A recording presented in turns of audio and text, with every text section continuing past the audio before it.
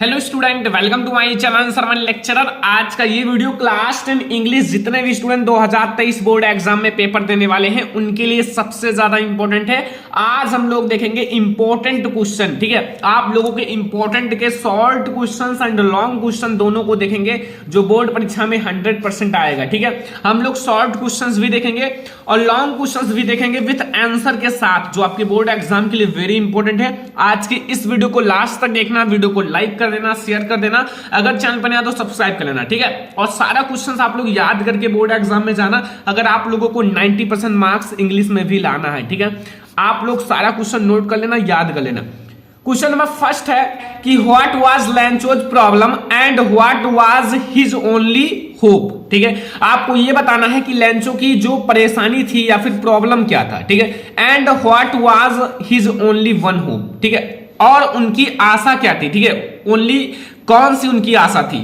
और अगर आपने चैप्टर को पढ़ा होगा तो आप लोगों को पता होगा इसका मीनिंग, ठीक है। मतलब पूरा आप लोगों को पता होगा हिंदी में। तो अगर आपको हिंदी में पता है तो इंग्लिश में उसे आप चेंज कर सकते हो, ठीक है।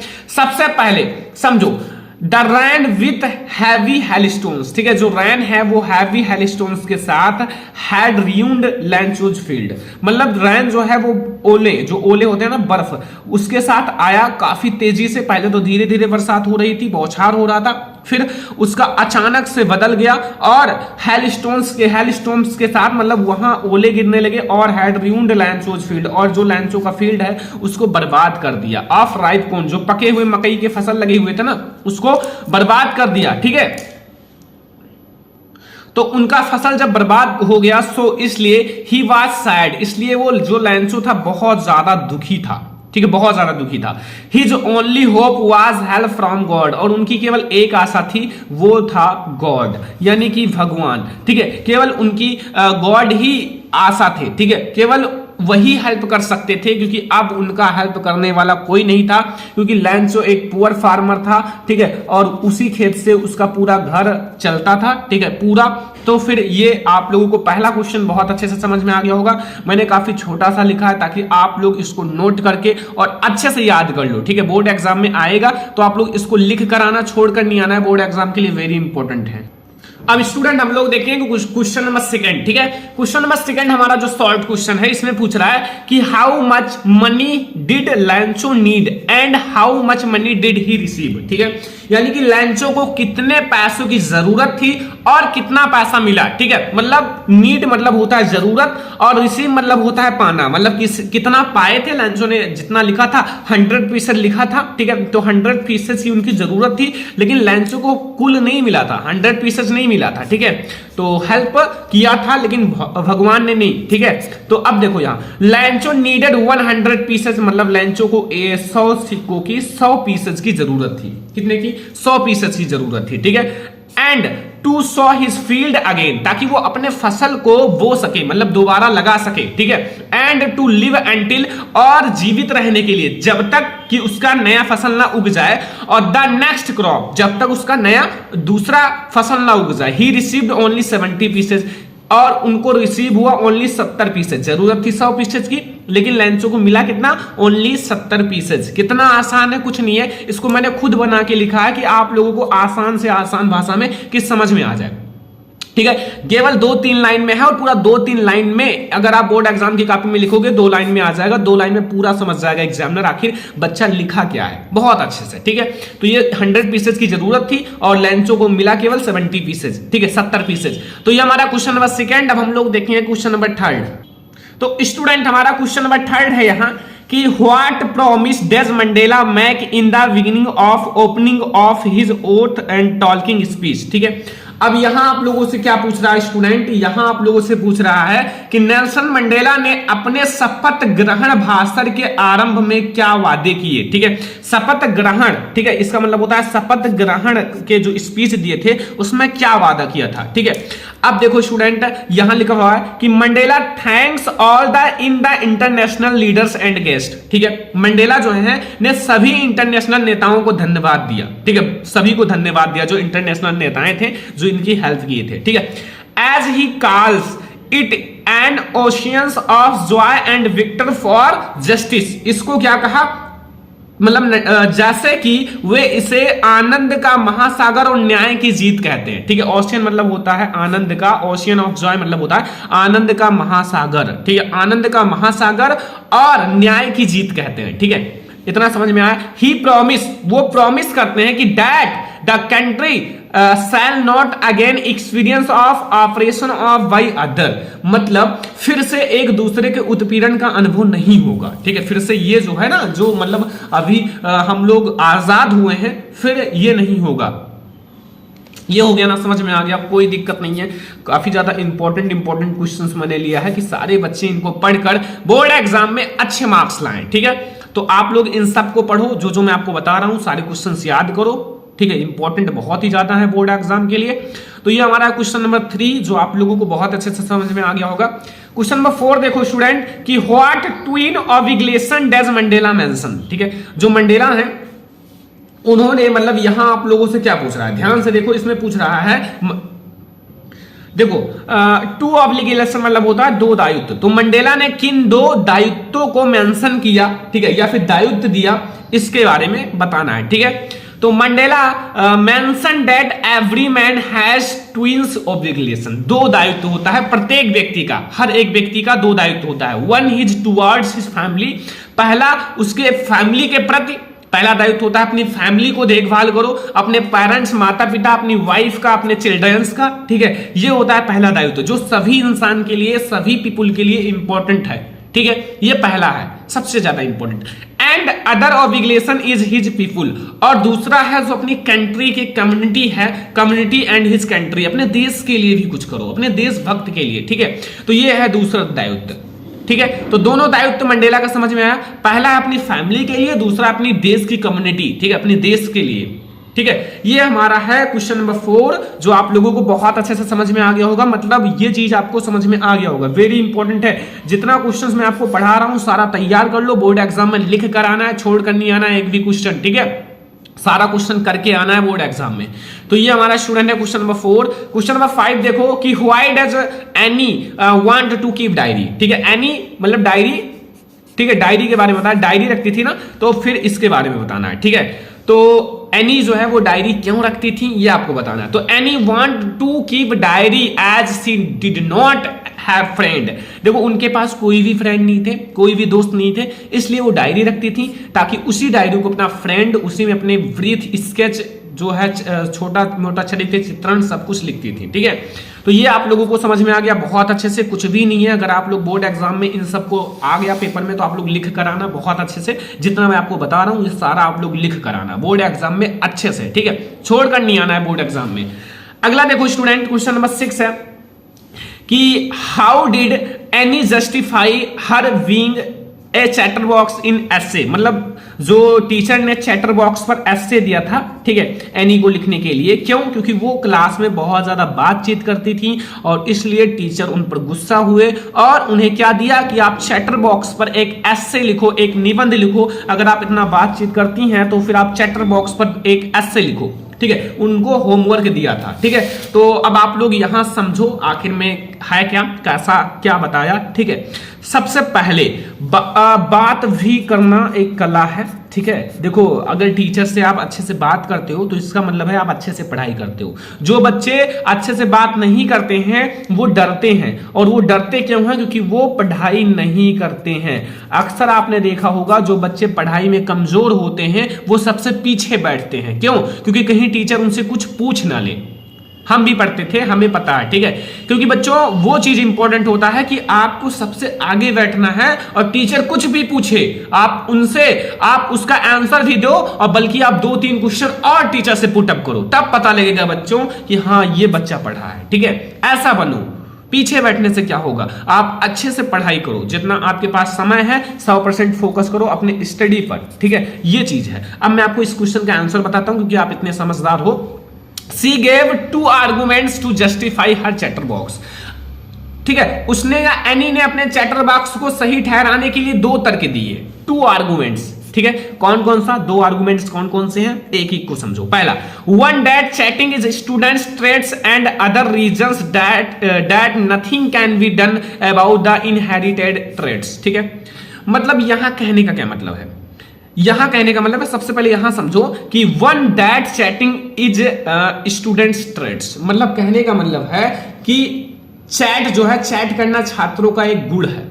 ठीक है, जो स्टूडेंट होता है उनका एक गुण होता है चैटर बॉक्स, मतलब चैट करना, बातें करना, बात करना। ठीक है, ये तो एक गुण होता है, क्योंकि क्लासरूम में अक्सर क्यों इतना ज्यादा चिल्लघुहार होता है, ठीक है, क्यों इतना ज्यादा नॉइस होता है, क्योंकि बात करना एक स्टूडेंट का गुण है।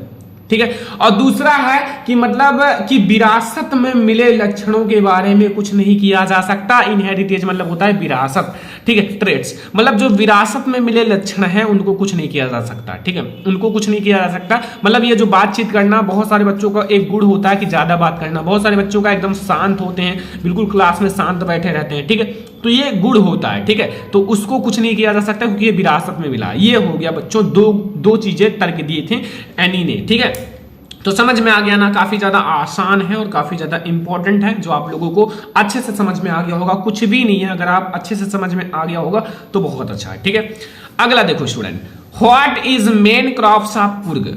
ठीक है, मेन क्रॉप्स मतलब जो मुख्य फसलें हैं कुर्ग की वो क्या है, तो the main crop of Coorg is coffee.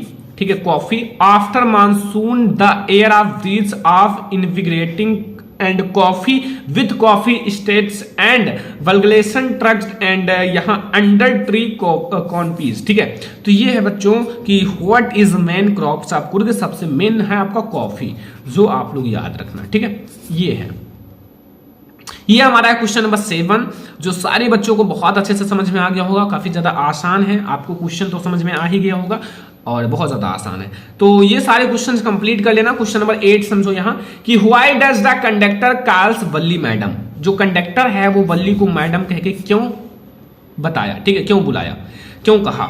तो बच्चों Valli is trying to behave more mature than her age. ठीक है, वो अपने एज के अकॉर्डिंग, मतलब वो अपना नेचर, ठीक है, and she is trying the look over confidence and smart, मतलब वो कोशिश कर रही थी ओवर कॉन्फिडेंस और स्मार्ट दिखने की। ठीक है, बहुत ज्यादा। तो the conductor is amused at her behaviours and an effort to treats and her call to madam. ठीक है, तो उनको चिढ़ाने के लिए, ठीक है, एन्यूज्ड मतलब होता है चिढ़ाना, तो उनको चिढ़ाने के लिए जो कंडक्टर है वो मैडम कहा। ठीक है, तो ये 8 क्वेश्चंस मैंने लिया है बच्चों, 8 वेरी इंपॉर्टेंट सॉल्व क्वेश्चन, जो बोर्ड एग्जाम के लिए सारे प्रोज के हैं बच्चों, प्रोज के सॉल्व क्वेश्चन है, जो आपको प्रोज के सॉल्व क्वेश्चन है। ठीक है, तो ये सारे आपको समझ में आ गया होगा, कोई भी दिक्कत, कोई भी कंफ्यूजन नहीं होगा। बोर्ड एग्जाम के लिए वेरी इंपॉर्टेंट है, इसलिए मैंने आपको अच्छे से समझा दिया, ताकि आप लोग अगर बोर्ड एग्जाम में जाओ तो अच्छे से लिख कर आओ। ठीक है, कोई दिक्कत नहीं होगा, बहुत ज्यादा आसान है।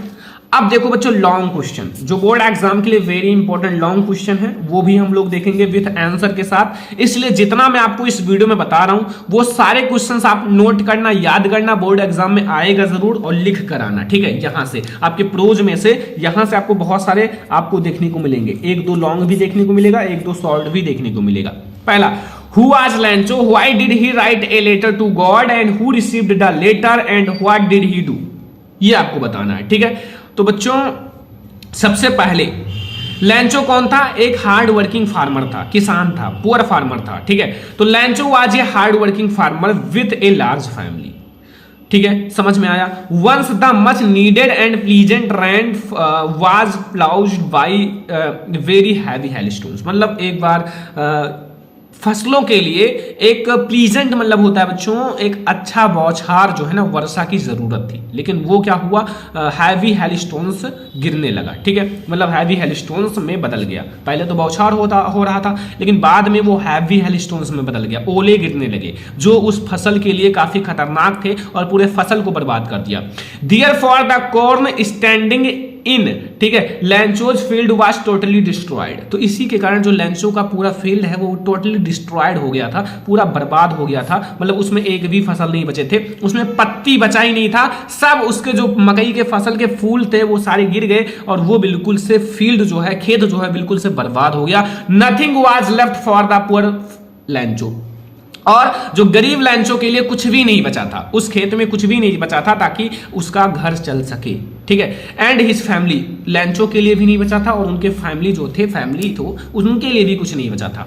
ठीक है, तो इतना आपको समझ में आ गया। सो ही रोट ए लेटर, इसीलिए उन्होंने एक पत्र लिखा टू गॉड, भगवान को। ठीक है, गॉड को एक पत्र लिखा, क्या, आस्किंग हिम, उनसे पूछने के लिए, for 100 pieces in order to saw his field.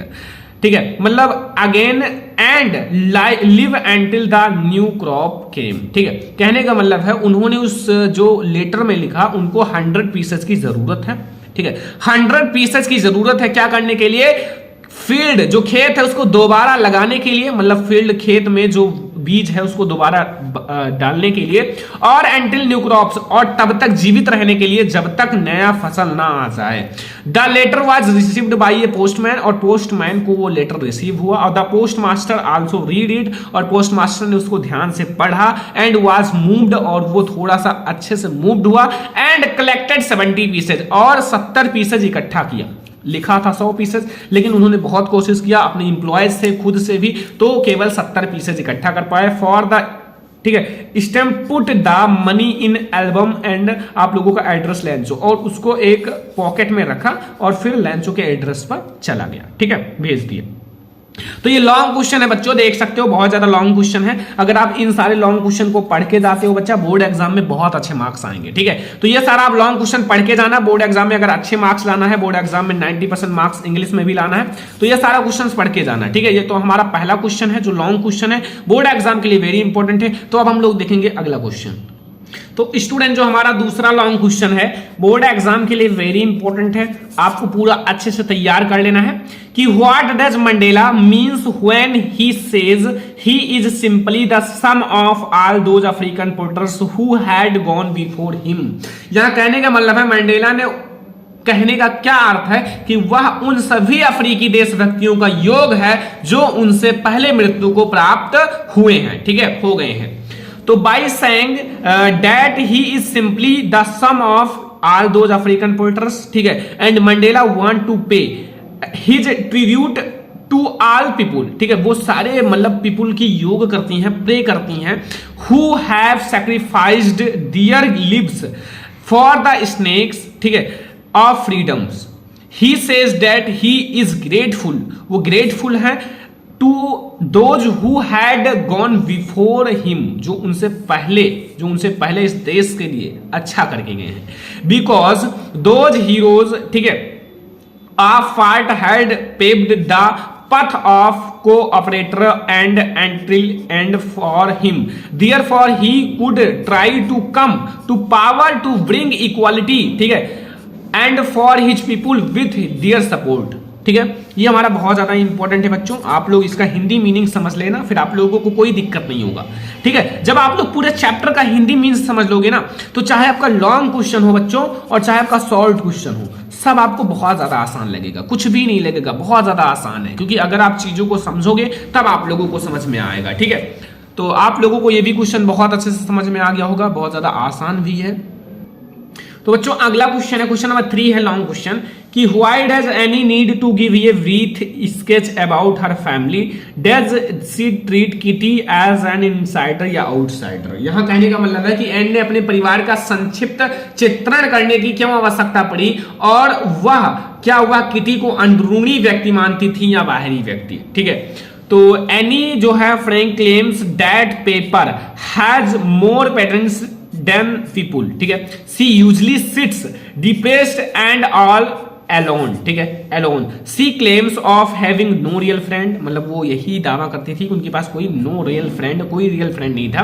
This lands the reader and the partition that her is not anybody to take care of any friend, ठीक है, and to clear the clouds of doubt any friend, to clear the clouds of doubt any friend, ठीक है, gives the sketch of her alone father completeness, ठीक है, and mother kind grand mother and living and loving, ठीक है, sister she treats Kitty as an insider, मतलब insider, ठीक है, अंदरूनी मानती थी, because she called it her best friend, क्योंकि वो उनकी बेस्ट फ्रेंड है, and was ready to confident, ठीक है, इतना आपको समझ में आ गया। तो ये हमारा स्टूडेंट है क्वेश्चन नंबर 3, जो आप लोगों को वेरी इंपॉर्टेंट है, बोर्ड एग्जाम में तैयार करके जाना है, ठीक है। इंग्लिश का बहुत ज्यादा इंपॉर्टेंट क्वेश्चन है। तो ये आप लोगों को क्वेश्चन नंबर 3 तक बहुत अच्छे से समझ में आ गया होगा, कुछ भी नहीं है बोर्ड एग्जाम के लिए, ये बहुत ज्यादा इंपॉर्टेंट है। अब हमारा क्वेश्चन नंबर 4 है लॉन्ग क्वेश्चन कि what did the bakers wear in those day and how did he look and what did the author estimate from the appearance, ठीक है। तो ये आप लोगों को बताना है, काफी ज्यादा इंपॉर्टेंट क्वेश्चन है और इसमें आप लोगों से पूछ क्या रहा है, सबसे पहले आप ये समझो, ठीक है, ठीक है। इसमें आप लोगों से पूछ रहा है बच्चों कि उन दिनों ब्रेड बनाने वाला क्या पहनता था, ठीक है। What did he bakers and in those day wear, ठीक है, क्या पहनता था एंड वह कैसा लगता था, लेखक उसके अभिनव से क्या अंदाजा लगाता है, ठीक है, एक्सपीरियंस से। तो द बेकर्स, और मतलब बेकर्स कहो या ब्रेड सेलर कहो, इन दोज डे हैड ये पार्कुलियर ड्रेस, मतलब एक विशेष, इसका मतलब होता है विशेष ड्रेस, ठीक है, एक विशेष ड्रेस पहनता था। It was known as the kabai, जिसे उन्हें कबाई के नाम से जानते थे, ठीक है। It was a single piece long frock, जो एक सिंगल पीस था long frock, reaching down to the nest, nest का मतलब का होता है घुटना, ठीक है, जो घुटने तक, डाउन घुटने तक जाता था। इन द चाइल्डहुड डे, मतलब जो इन द चाइल्डहुड डे, ठीक है, चाइल्डहुड मतलब होता है जब बचपन का दिन था। द ऑथर सा, मतलब जो ऑथर उसने देखा, the bakers wearing a shirt, एक शर्ट एंड ट्राउजर, मतलब पहनते थे एक shirt and trouser. There were shorter than full length, जो मतलब थोड़ा शॉर्टर था, फुल लेंथ से थोड़ा शॉर्ट था। And one and longer half pant, और हाफ पैंट जो लॉन्गर हाफ पैंट होता है, ठीक है। The author estimate from the bakers appearance that he earn, ठीक है, अर्न करते थे, ठीक है। एंड आप लोगों का अर्नड सफिशिएंटली, मतलब इसका मतलब होता है पर्याप्त अर्न करते थे, ठीक है। बेकिंग वाज ए फॉरेबल, मतलब इसका मतलब क्या होता है, लाभदायक profession then. The baker and his family never served it, testified that he was rich due to that profession. The author compares the bakers with a jack fruits humorously, ठीक है। बस इतना सा आपको पढ़ना है। देखो बच्चों, इंग्लिश आप लोगों को देखते, इंग्लिश का पूरा सिलेबस चेंज कर दिया गया, ठीक है। जो हम लोग पहले, हमारा जो सिलेबस था उससे थोड़ा सा चेंज हो गया, तो आप लोगों को थोड़ा ध्यान से पढ़ना होगा और इन सारी को तैयार करना होगा, ठीक है। इन सारे को आपको अच्छे से तैयार करना होगा। इन सबको मैंने बहुत ज्यादा इंपॉर्टेंट है उनको लिया है और बहुत ज्यादा अच्छे से इसको मैंने लिखा है, ताकि आप लोगों को अच्छे से समझ में आए। पहले हमें भी इसको ध्यान से पढ़ना पड़ता है और आप लोगों के लिए अच्छे से लिखना पड़ता है, तब आप लोगों को दिया जाता है, ठीक है। और इसमें हर एक चीज इंपॉर्टेंट है, तो इसमें जितना भी क्वेश्चंस मैंने बताया, लॉन्ग क्वेश्चन, शॉर्ट क्वेश्चन, आप लोग इन सारे को पढ़ लेना। और भी मैं आप लोगों के लिए लॉन्ग क्वेश्चन लाऊंगा। इस वीडियो में मैंने आपको 4 ही लॉन्ग क्वेश्चन बताए हैं, और भी लॉन्ग क्वेश्चन लाया जाएगा। ये हमारा इंग्लिश का वेरी इंपॉर्टेंट वीडियो है। आई होप कि आपको बहुत ज्यादा पसंद आया होगा बच्चों। पसंद आया हो लाइक करो, शेयर करो, और ऐसे ही आप लोगों को सप्लीमेंट्री का भी वीडियो दिया जाएगा। तो इस वीडियो को ज्यादा से ज्यादा लाइक करना, शेयर करना, अगर चैनल पर ना तो सब्सक्राइब कर लेना। चलो फिर मिलते हैं नेक्स्ट इंपॉर्टेंट वीडियो में, तब तक के लिए धन्यवाद।